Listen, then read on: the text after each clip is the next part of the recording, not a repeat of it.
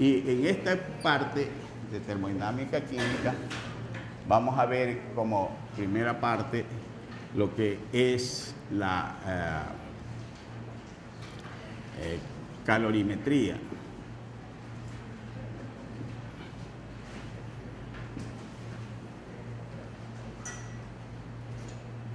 Y es decir, todo esto se puede encerrar dentro de lo que se llama también termoquímica. Termoquímica, y ahí podemos ver lo que es la calorimetría.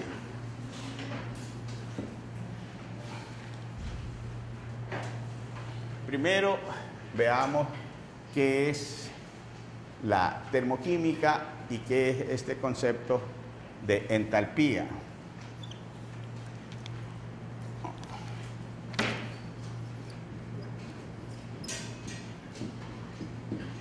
Podemos definir la entalpía como el contenido de calor de un cuerpo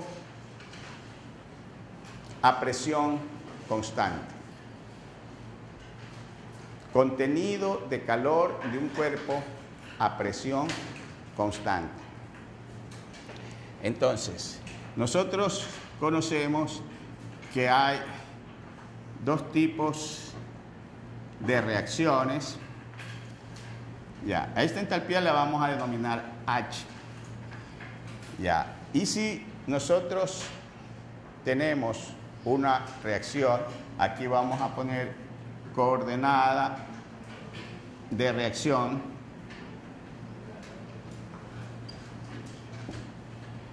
O sea, esto podría ser tiempo,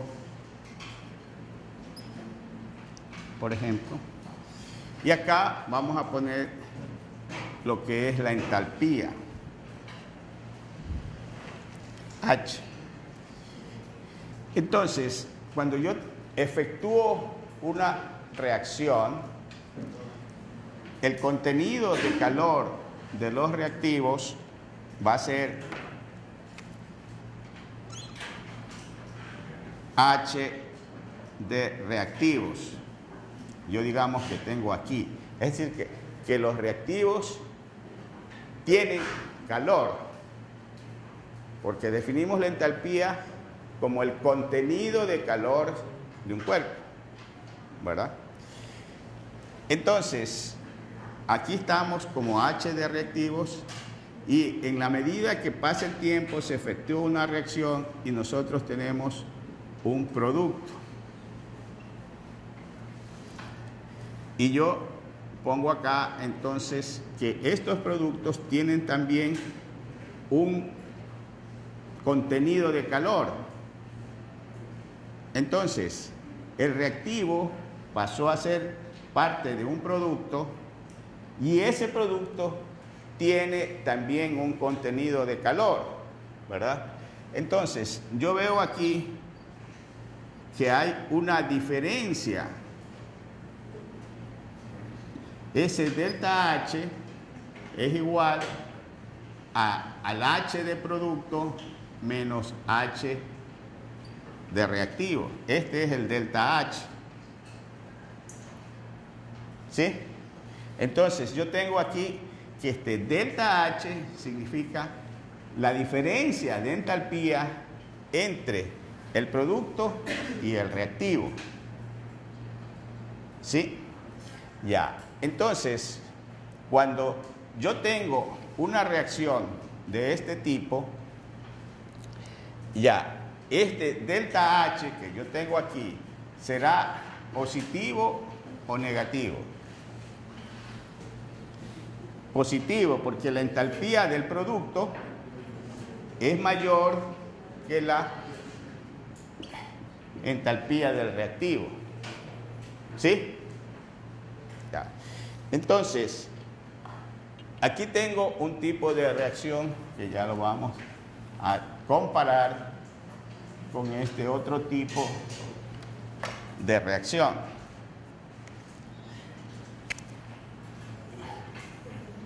Yo tengo aquí lo mismo, la coordenada de reacción.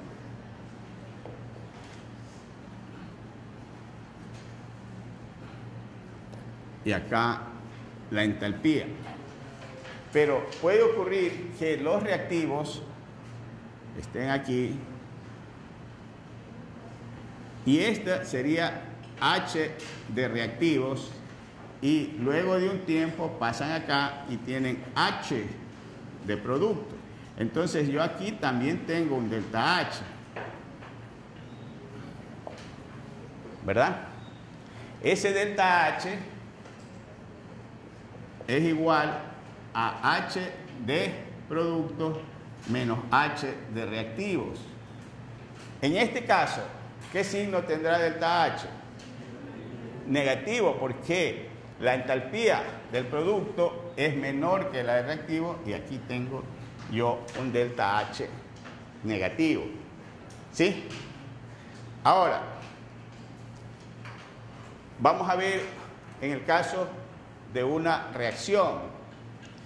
Ya, si yo tengo carbono más oxígeno, me da CO2,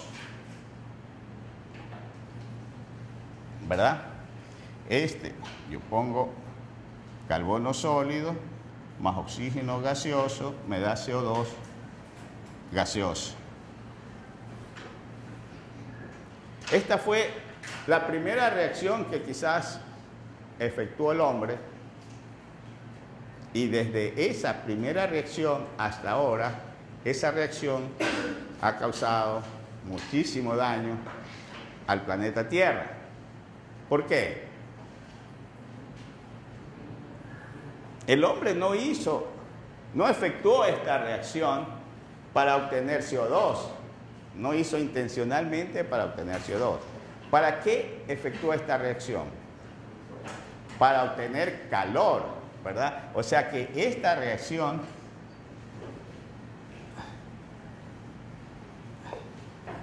se hizo fue para esto, para calentar su cuerpo, especialmente por el frío. Prendió fuego, frotando maderos o frotando piedras, quién sabe cómo, pero y el hombre ha seguido haciendo esta reacción. Lo único que ya no frota madera ni frota piedras, sino que ahora enciende un cerillo ya y causa muchísimo daño, que es lo que estamos tratando de evitar ahora. Ya. Entonces, esta reacción, el carbono sólido más el oxígeno gaseoso que nos da CO2 más energía, ya, ¿qué delta H tendrá? Porque yo tengo aquí, ¿dónde hay más energía? ¿En los reactivos o en este producto? En los reactivos. ¿Por qué?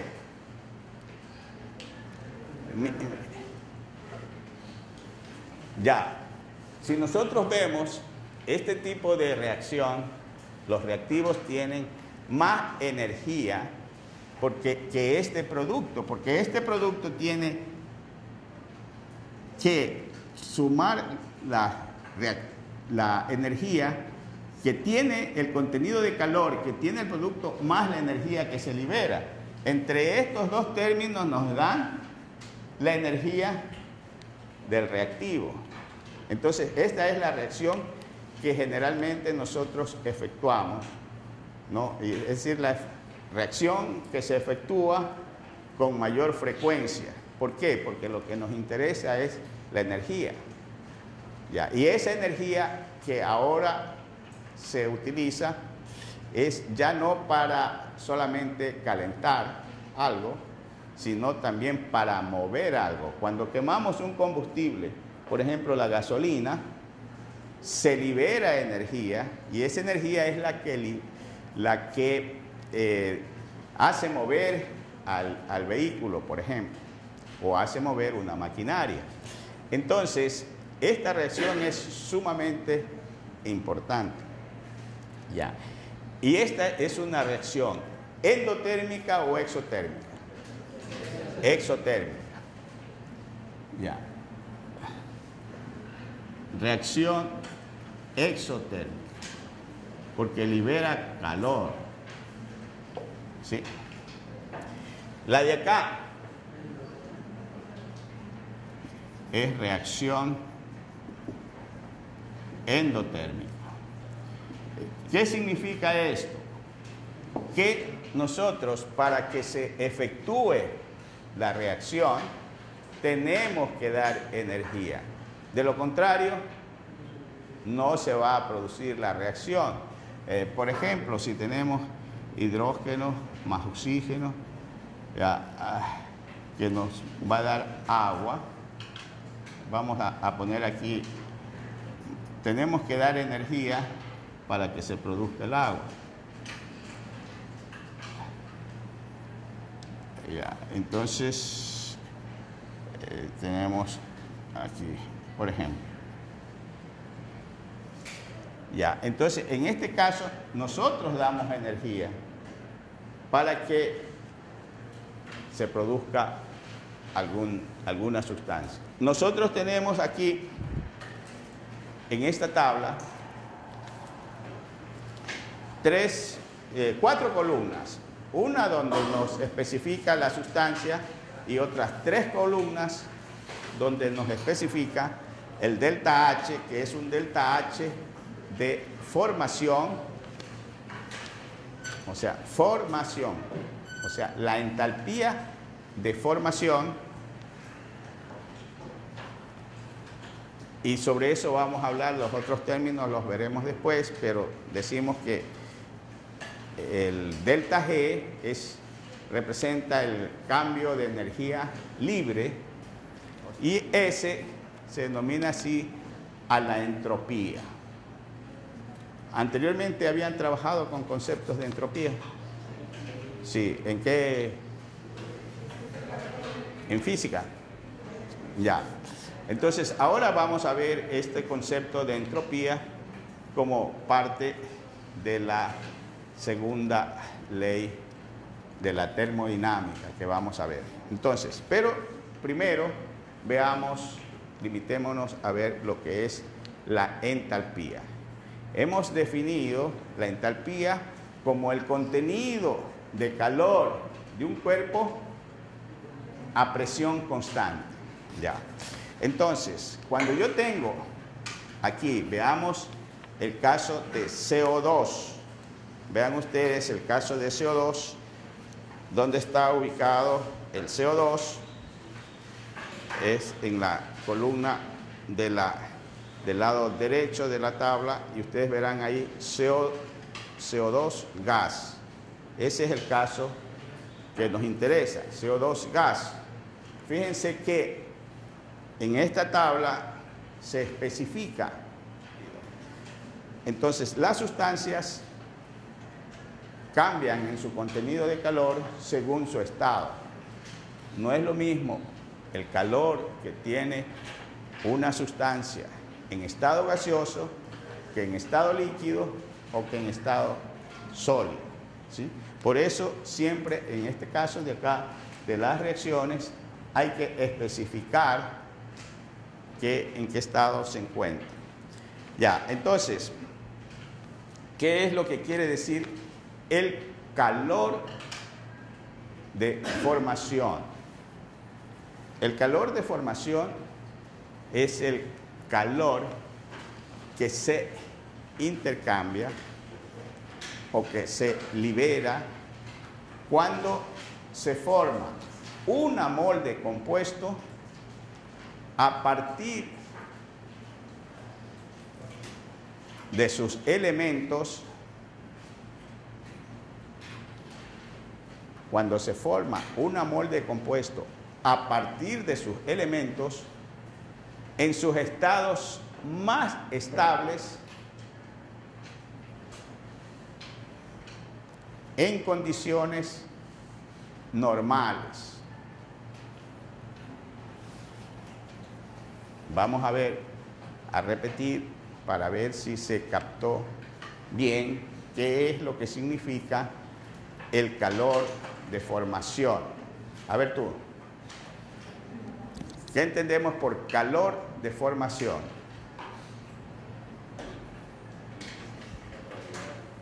Más alto.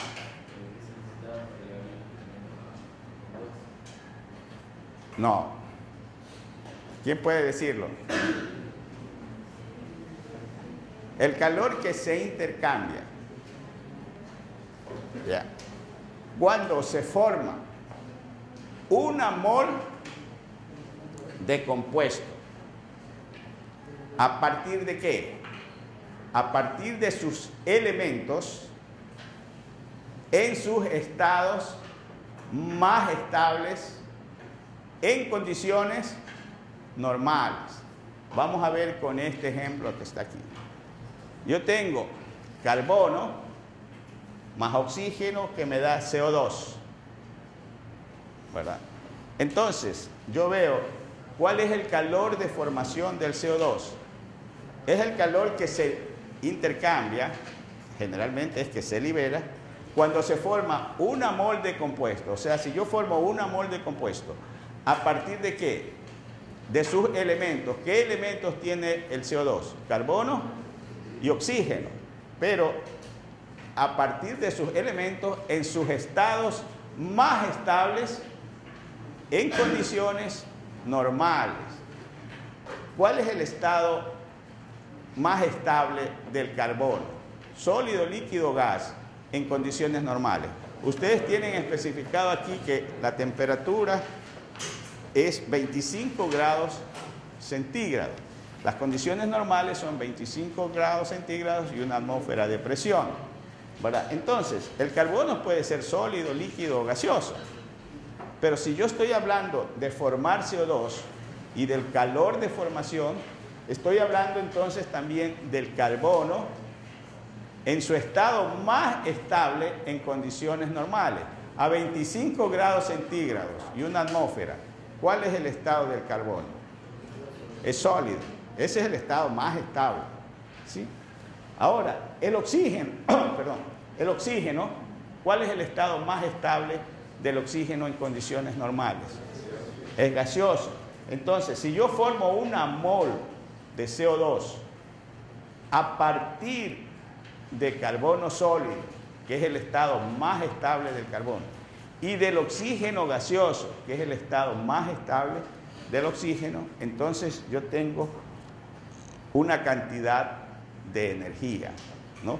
Y esa cantidad de energía es el calor de formación, y eso es lo que está especificado en la tabla, ¿sí? Calor de formación de un compuesto es el calor que se intercambia, porque podría ser que se quite calor, generalmente que se libera, cuando se forma una mol de compuesto a partir de sus elementos en sus estados más estables en condiciones normales. ¿Cuáles son las condiciones normales? 25 grados centígrados y una atmósfera. Ahora, generalmente cuando se habla en termodinámica, la temperatura se da en grados Kelvin. Por eso ustedes ven allí que está en la tabla 298,15 grados Kelvin, que es igual a 25 grados centígrados. Por ejemplo, el primer elemento que está ahí, el aluminio, tiene 0. El azufre sólido pero rómbico tiene 0. El bario sólido tiene 0. El berilio, 0. Ya, estos son los estados de referencia. Ya, es decir, como estado de referencia se toma, al estado de referencia se le da el valor de 0. Es decir, cuando nosotros tenemos un elemento ya en su condición más estable, en condiciones normales, ya ese valor es 0. Por eso ustedes ven que el aluminio en condiciones normales es que sólido, líquido o gaseoso. Sólido. Entonces, el aluminio sólido tiene un valor de 0. Vamos a ver otro elemento que no tenga el mismo valor, es decir, que se puede presentar en 3 estados. Ya. Entonces, el carbono, por ejemplo, en estado gaseoso, tiene el que está al lado, en esta columna de acá, 718,4 kilojoules por mol. Ya, pero el carbono como diamante es 1,88. Ustedes saben que el diamante es el carbono que ha sido sometido a una elevada presión, ¿verdad? Entonces, hay diamantes naturales que fueron sometidos, carbono sometido a presión durante miles o millones de años, y hay diamantes artificiales que se pueden hacer en un laboratorio sometiendo el carbono a elevadas presiones. Ya, entonces, ustedes tienen el carbono, ¿ya?, como gas, como diamante y sólido también como grafito. El que tomamos de referencia no es el gaseoso, no es el diamante, sino el ¿cuál? El grafito, y por eso tiene 0. ¿Sí? Entonces, estos son los estados de referencia. El que se toma es el elemento en sus condiciones normales, se le asigna, en su estado más estable, en condiciones normales, se le asigna un valor de 0. Ya, entonces, más acá también tienen el calcio, gas 179, y el calcio sólido 0. En condiciones normales el calcio es sólido, por eso tiene un valor de 0. Y esas propiedades termodinámicas que nosotros tenemos en la tabla, íbamos a hacer más ejercicio, ahora vamos a tener que esperar un poco para las prácticas para hacer estos ejercicios, pero vamos a ver de todas maneras los conceptos de entalpía, de energía libre y de entropía. ¿Cómo están relacionados estas propiedades? Y como son funciones de estado, vamos a ver cómo es que se relacionan para darnos la información que nosotros necesitamos en química. Y vamos a calcular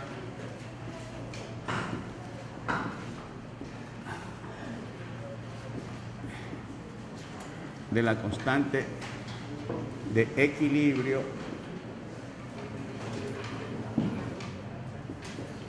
K.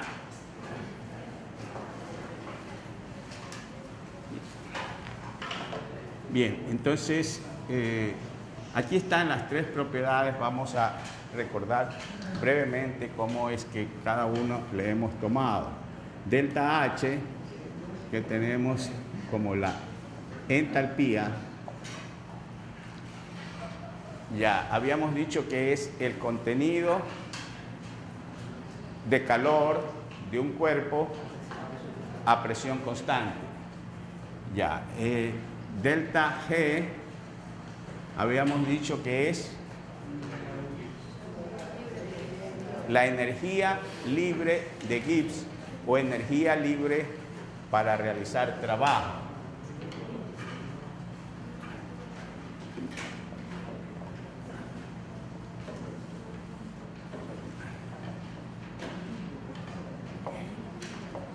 Gibbs, o decimos energía para realizar trabajo. Y delta S es la entropía, ¿ya?, o medida del desorden. Sí. Entonces, vamos a analizar un poco mejor, con más a profundidad, estas funciones de estado. Cuando nosotros hablamos de calor, o sea, dijimos el contenido de calor de un cuerpo, la entalpía representa el contenido de calor de un cuerpo a presión constante, ya, y ese calor algunas veces los relacionamos con el calor reversible. Hay un tipo de calor que se recupera totalmente cuando nosotros invertimos el proceso. Entonces, ese calor está relacionado con la entropía. El Q reversible sobre la temperatura en grados Kelvin. Entonces, ahí tenemos una relación de el calor con la entropía, ¿verdad? Cuando nosotros hablamos de delta G, dijimos que esta delta G igual trabajo. Delta G es la energía útil para realizar un trabajo que lo llamamos W. Y ese trabajo puede ser calculado cuando se trata de un trabajo eléctrico, lo podemos ver más claro, pero en general se puede calcular con esta expresión, donde aquí tenemos F, que es la constante de Faraday, y E, que es el voltaje, ¿verdad? Y la entropía, ya que la tenemos relacionada acá, tiene que ver con el desorden. O sea, una forma de medir la entropía es medir el desorden. Entonces, esta entropía puede ser calculada, solamente la entropía podría ser calculada con la expresión K logaritmo neperiano de W, siendo K una constante que se llama la constante de Boltzmann, que fue el que desarrolló estos trabajos. Ya, este K es igual a R. R conocemos que es ¿qué? La constante de los gases y que tiene diferentes valores, ¿verdad? Si nosotros podemos utilizar, por ejemplo, 831, que son julios sobre grado Kelvin, mol, ¿verdad? Y N, que es el número de Avogadro. ¿Cuál es ese valor del número de Avogadro? 6.023 por 10 a la 23 mol a la menos 1, ¿verdad?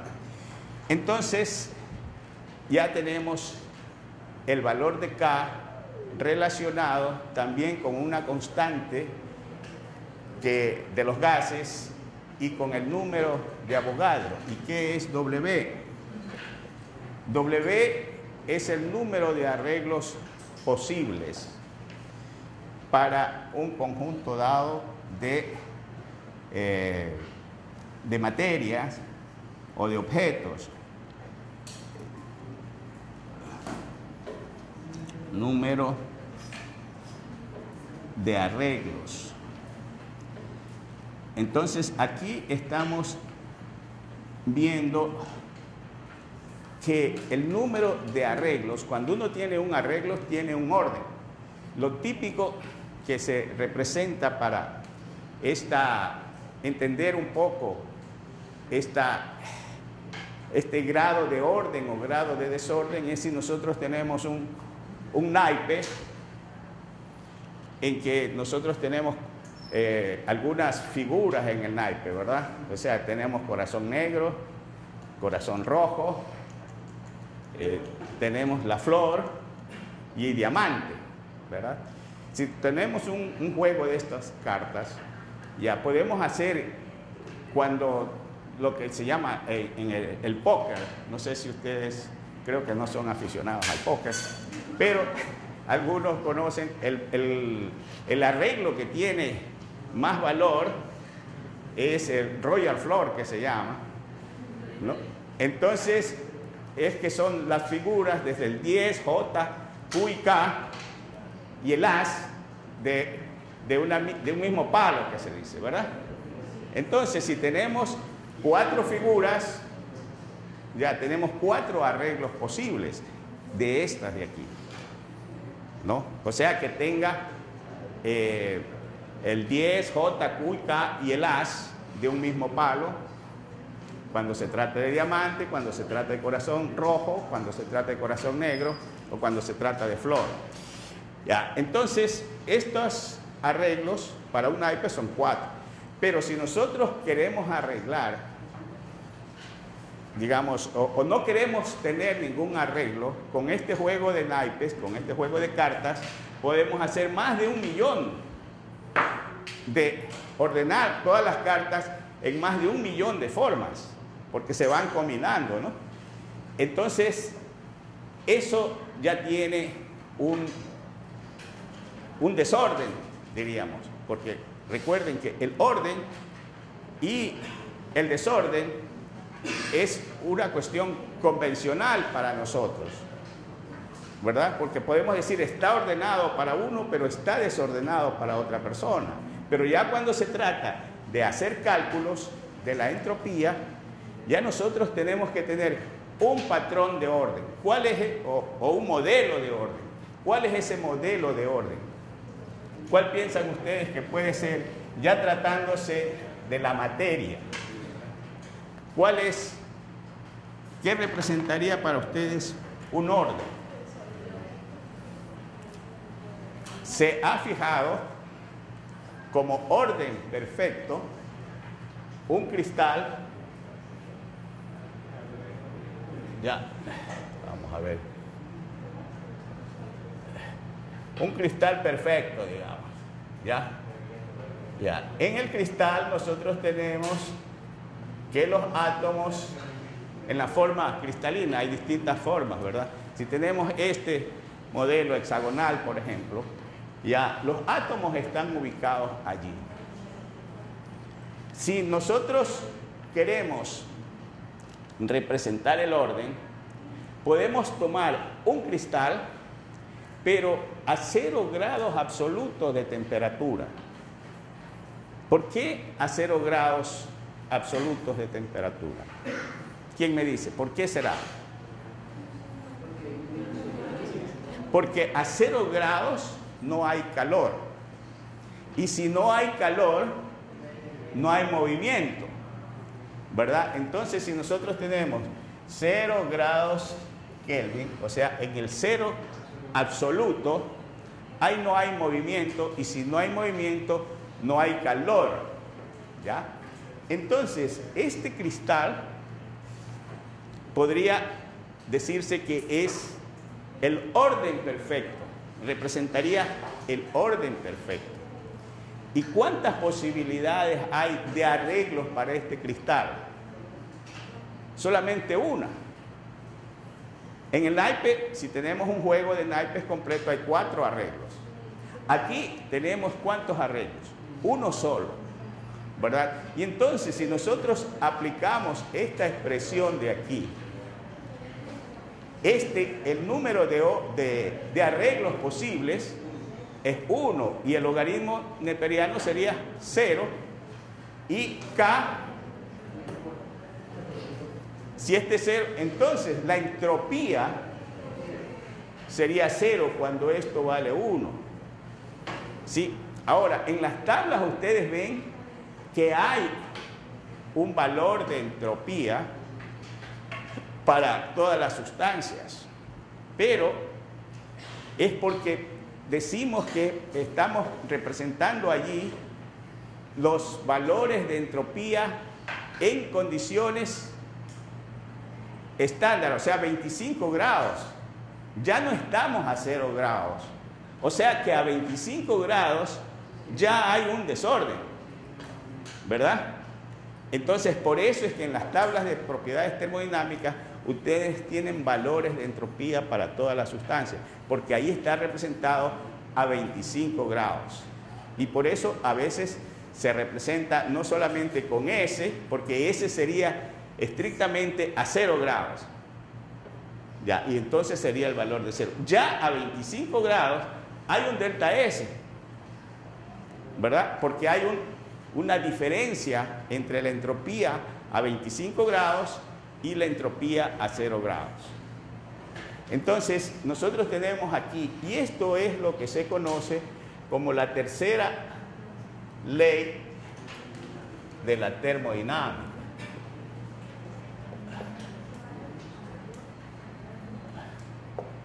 Ya, nosotros tenemos aquí que el delta S, cuando nosotros lo representamos así, esto corresponde a la segunda ley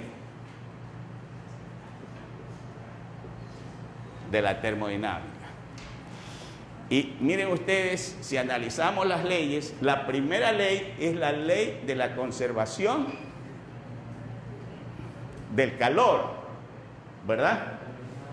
Ya, y nosotros decimos, esta ley la podemos expresar diciendo que el calor no se crea ni se destruye, solamente se transforma. Lo mismo la materia, no se crea ni se destruye, sino que se transforma.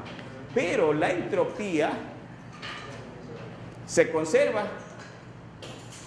No, todo lo contrario. La entropía del universo tiende a un máximo. Porque el universo está en constante expansión, en constante movimiento, ¿verdad? Entonces, nosotros podemos observar una estrella en una posición hoy día, pero después de un año, esa estrella ya no estará en la misma posición. Ya se habrá movido, como se ha movido la Tierra también.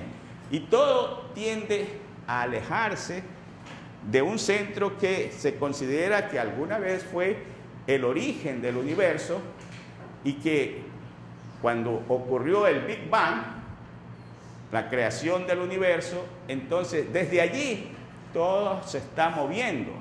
Entonces la entropía del universo tiende a un caos.